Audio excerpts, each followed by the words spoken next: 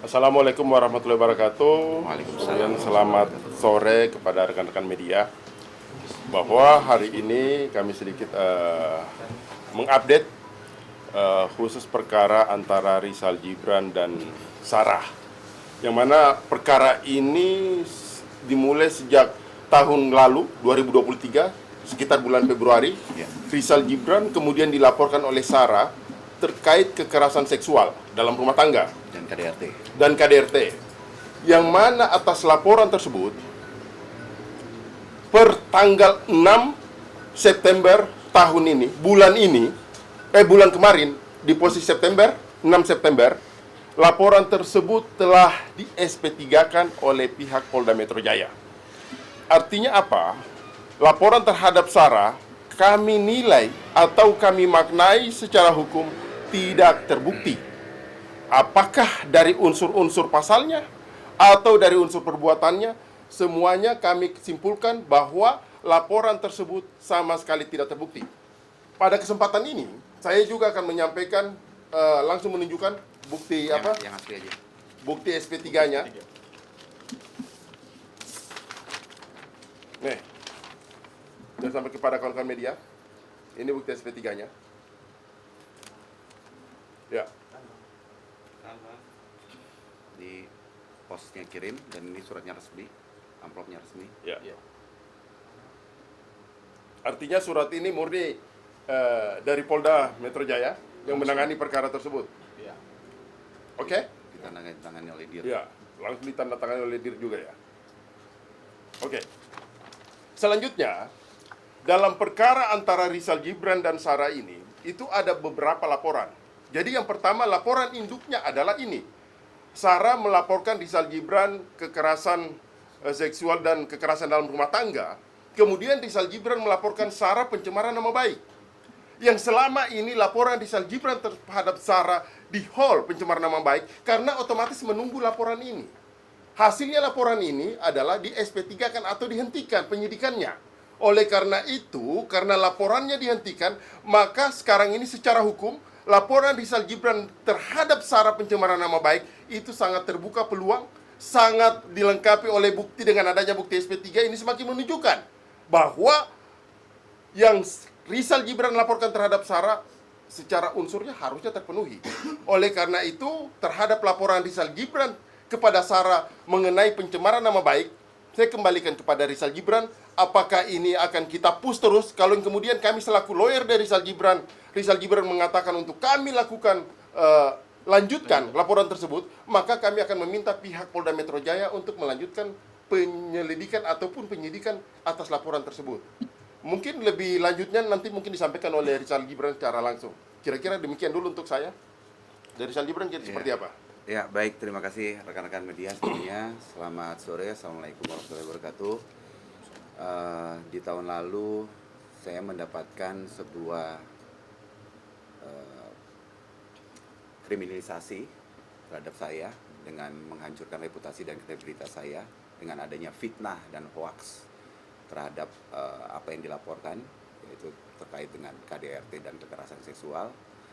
Pada saat itu saya mencerna, mengkaji, meneliti, meriset semuanya, dan memang kebenaran pasti akan terungkap. Walaupun saya menjadi bulan-bulanan, tapi saya yakin kebenaran pasti akan tegak. Saya hanya bermodalkan sabar, ikhlas, doa, dan dukungan dari banyak pihak yang benar-benar untuk menegakkan kebenaran dan keadilan ini. Nah, dengan ini artinya saya merasa berterima kasih kepada hadirat Allah Subhanahu wa taala, berterima kasih utama kepada keluarga yang selalu mendukung, terima kasih kepada pengacara-pengacara sebelumnya ya. Terutama yang paling spesial kepada almarhum Denny Lubis yang sampai akhir hayatnya saya menggontong mayatnya masuk ke liang kubur. Terima kasih untuk keluarga Denny Lubis.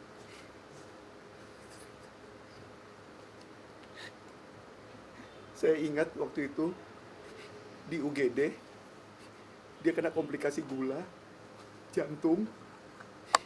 Yang ditanya pertama kali saya ngerawat dia di UGD, yang ditanya cuma satu, Zal, Gimana kasus lu, Jal?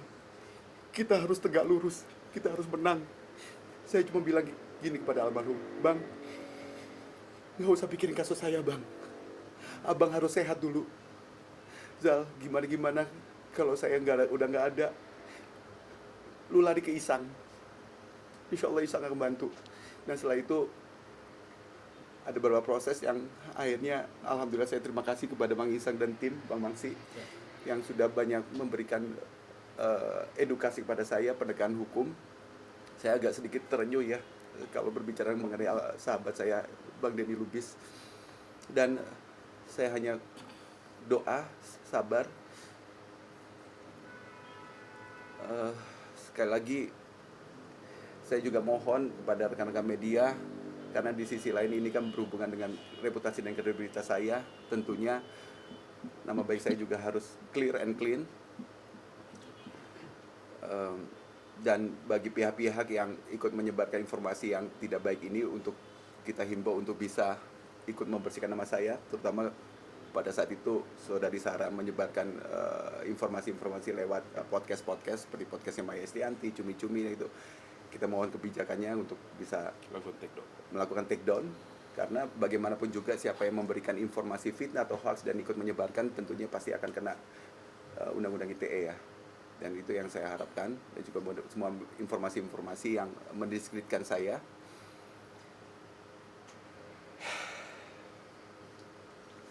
Saya kalau ngomongin almarhum Denny Lubis saya udah speechless, nggak bisa ngomong apa-apa.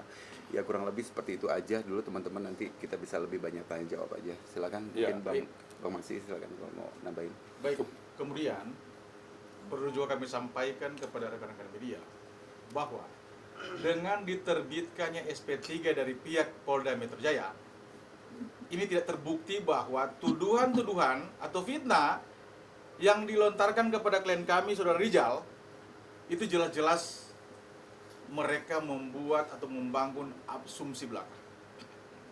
Karena rekan-rekan sudah melihat sendiri bukti SP3. Dan ini yang harus kita lawan.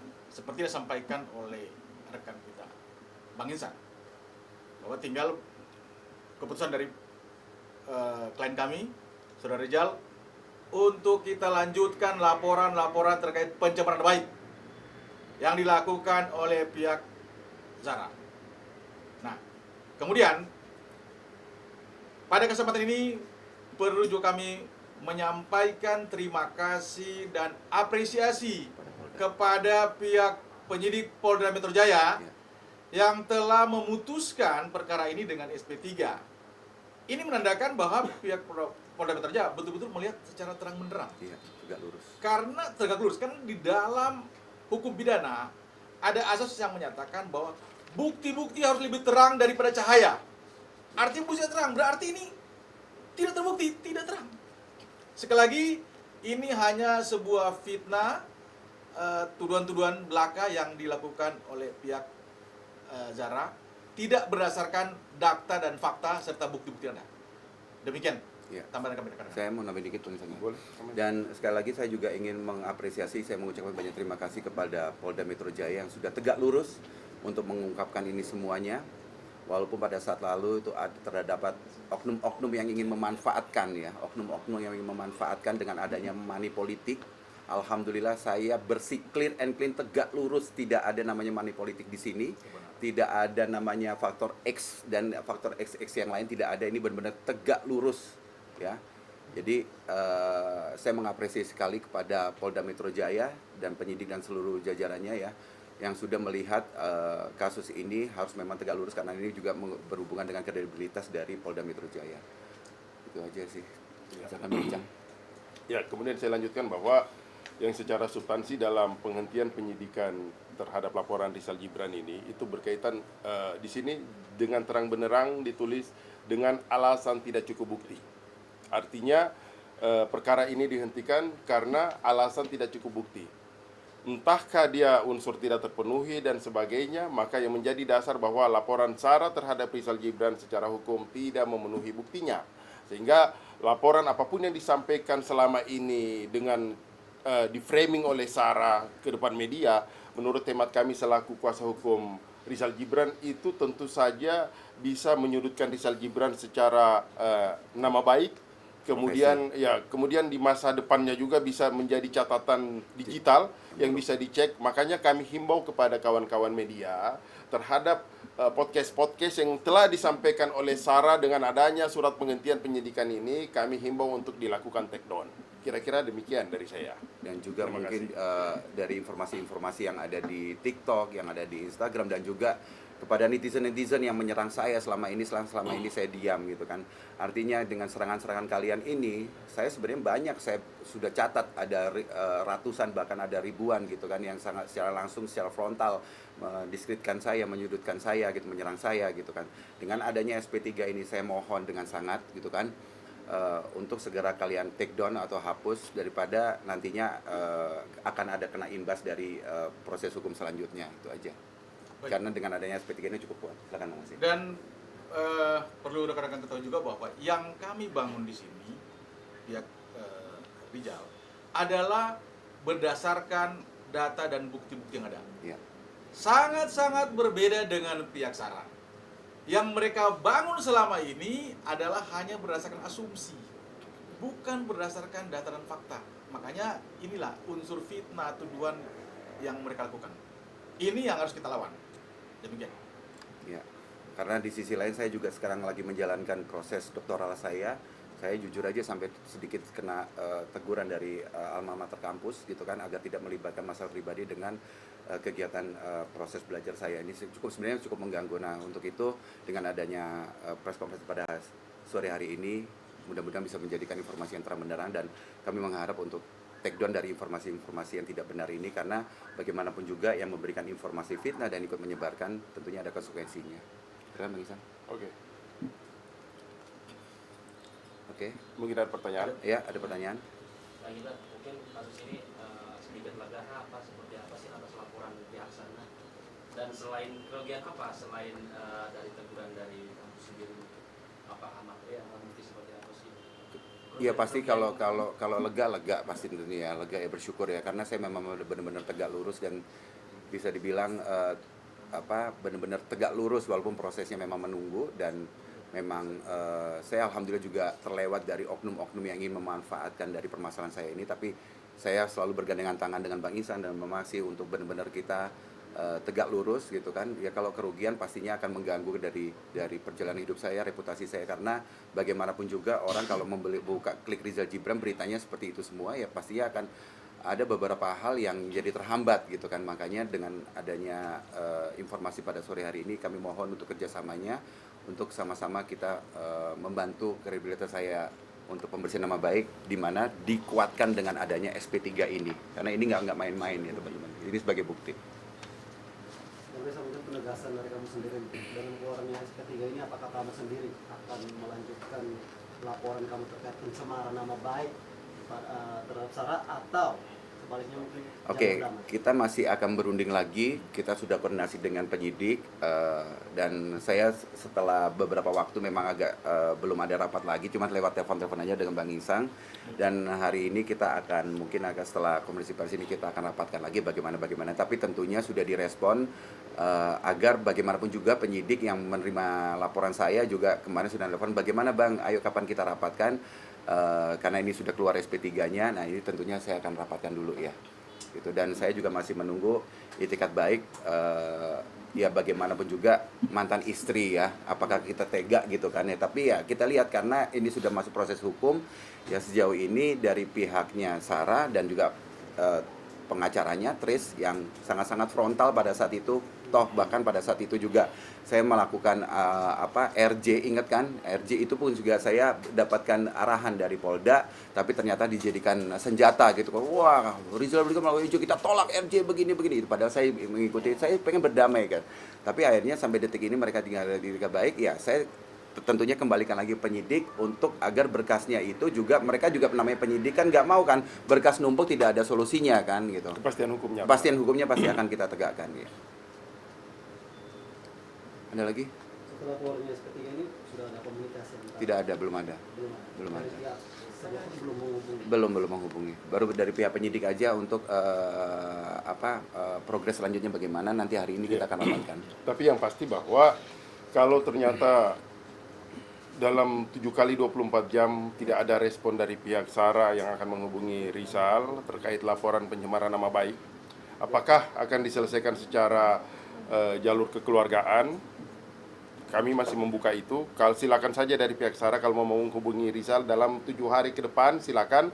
Tapi kalau kemudian ternyata sama sekali tidak ada itikat baik dari pihak Sarah, maka secara tegas juga kami meminta kepada pihak Polda Metro Jaya untuk melanjutkan laporan Rizal kepada Sarah terkait pencemaran nama baik. Selanjutnya juga bahwa saya juga mengucapkan rasa banyak terima kasih kepada pihak Polda Metro Jaya dengan menyampaikan SP3 ini. Artinya kami menilai bahwa benar-benar dari awal perkara ini kami paham betul. Kemudian selanjutnya kami melihat bahwa penyidik Polda Metro Jaya begitu profesional dalam menangani sebuah perkara, sehingga kita menaruh harap semoga tindakan-tindakan penyidik yang seperti dilakukan saat ini itu sangat baik untuk apakah hukum itu benar-benar harus ditegakkan. Menurut hemat saya bahwa ini memang harus sesuai dengan fakta, harus sesuai dengan bukti. Kalau seandainya fakta atau buktinya sangat kurang, maka tidak perlu dipaksakan, dan apa yang dialami oleh Rizal Gibran dengan dihentikan perkara ini menunjukkan kepolisian dalam hal ini Polda Metro Jaya betul-betul presisi, betul-betul profesional dalam melakukan penyidikan. Kira-kira demikian. Baik, kemudian pada intinya klien kami yaitu saudara Rizal punya etikat baik untuk memberikan kesempatan kepada pihak Zara. Ya. Tinggal bagaimana keputusan dari mereka. Kalau mereka juga punya etikat baik, tentunya Kita ada berundingkan ya. akan ada kekeluargaan. Tapi kalau mereka tidak mempunyai etikat baik, bisa berlanjut persoalan ini. Waktunya 7 kali 24 jam. Nah, tadi disampaikan oleh Bang Chan, 7 kali 24 jam dikasih waktu. Cukup panjang. Ini yang perlu jadi perhatian buat dari pihak Zara. Demikian. Bang Rizal, mungkin alasan apa yang membuat kamu ini masih mau buka etikat baik setelah dihantam di fitnah? Satu musuh begitu sedikit, 1000 teman begitu banyak. Saya tidak mau mencari permusuhan dalam hal ini. Apalagi mantan istri. Iya, apalagi mantan istri yang pernah satu rumah, yang pernah satu tempat tidur gitu kan. Tapi bagaimanapun juga karena ini sudah masuk dalam proses hukum, kita tetap harus menjaga agar proses hukum tegak lurus. Tapi dengan hal ini kami masih membuka itikat baik, pintu baik ya, itikat baik gitu kan. Karena saya teman-teman tahu sendiri kan saya diserangnya bagaimana kan. Psikis saya kena loh. Apalagi juga di sisi lain tadi tanya kerugian, ya ada beberapa kerjaan-kerjaan yang akhirnya tercancel dengan otomatis ya gitu kan. Kita memberikan waktu lah. Oke. Berarti dari pihak sana berdamai juga berarti.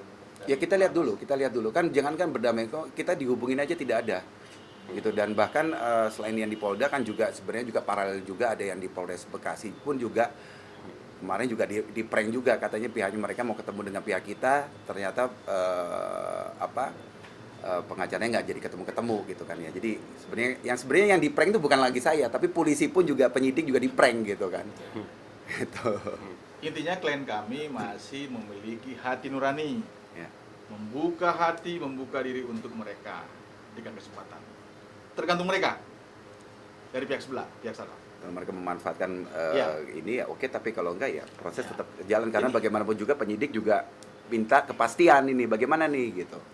Ini luar biasa, klien kami bisa yang tadi diserang rekan-rekan tahu kan, selama setahun lebih kita berjuang, Bang Rizal berjuang, Bang Intan, hari ini terbukti lah bahwa yang benar pasti akan mendapatkan kebenaran tersendiri. Demikian. Oke ya. Oke ya. Bang, satu lagi Bang, Apa itu? terkait dengan akun-akun yang menyebarkan hoax kan kita tahu bahwa karir lo, nama lo sempat hancur beberapa tahun ini Ya. gara-gara media sosial. Tindakan apa yang akan kamu ambil? Ya coba bagi saya.